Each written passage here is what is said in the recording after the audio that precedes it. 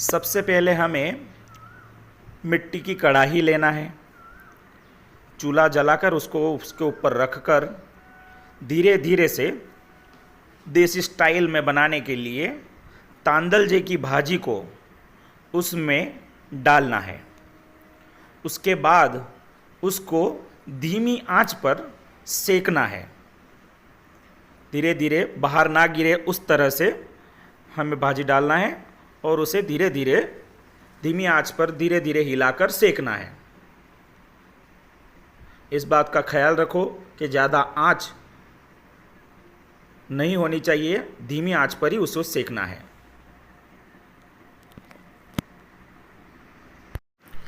उसके बाद उसमें नमक डालें स्वाद अनुसार। ध्यान रखें स्वाद अनुसार नमक डालें।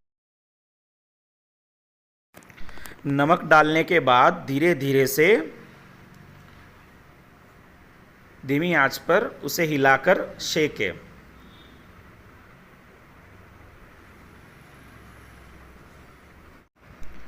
उसके बाद खास ध्यान रखें कि भाजी को इतने तक सेके कि उसमें से जो भाजी का पानी है वो सब निकल जाए और वो सब पानी को आपको जला देना है, वहाँ तक सेके इसको।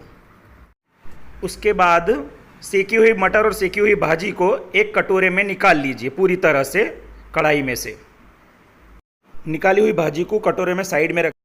उसके बाद प्याज को रफली चॉप कर लीजिए। उसके बाद आप लहसुन, अदरक और हरी मिर्च को अच्छे से खलबत्ते में पीस लीजिए। लहसुन, अदरक और हरी मिर्च को पीस लेने के बाद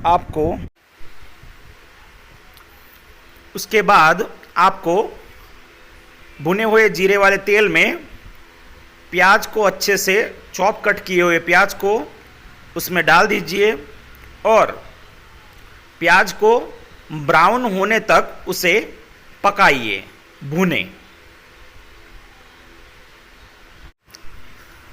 अच्छे से प्याज को भुनने के बाद, ब्राउन होने के बाद प्याज को, उसके बाद आपको अदरक और लहसुन और हरी मिर्च के कुटे हुए पेस्ट को उसमें डालना है और उसे भी अच्छे से भूनना है।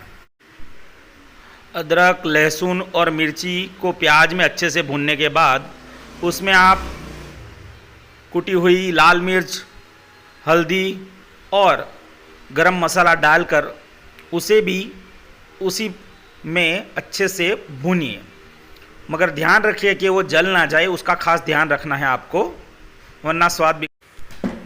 उसके बाद आप पहले से रखी हुई अपनी कटोरे में जो भाजी रखी हुई थी उसको भुनी हुई प्याज और मसालों के अंदर डालकर उसे भी अच्छे से हिलाइए और मिक्स कर दीजिए और उसे भी अच्छे से ध्यान रखकर हल्की आंच पर उसे भी भूनिए।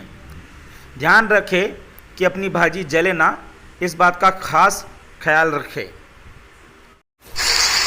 अच्छे से भूनने के बाद अपनी भाजी रेडी हो गई है, बनकर रेडी हो गई है, उसको उतार लीजिए।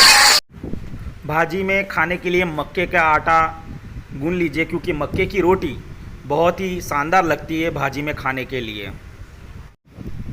आटा गूंदने के बाद मक्के की रोटी बनाना स्टार्ट कीजिए।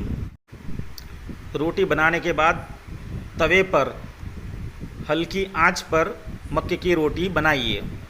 तवे पर अच्छे से जले ना, उस तरह से मक्के की रोटी अच्छी सी बनाइए। अब हमारी मक्के की रोटी और तांदलजे की भाजी रेडी हो चुकी है, बन चुकी है। उसके साथ में अंडे की चटनी भी हमने बनाई हुई है, प्याज और अंडे की चटनी, उसको खाने के लिए तैयार है।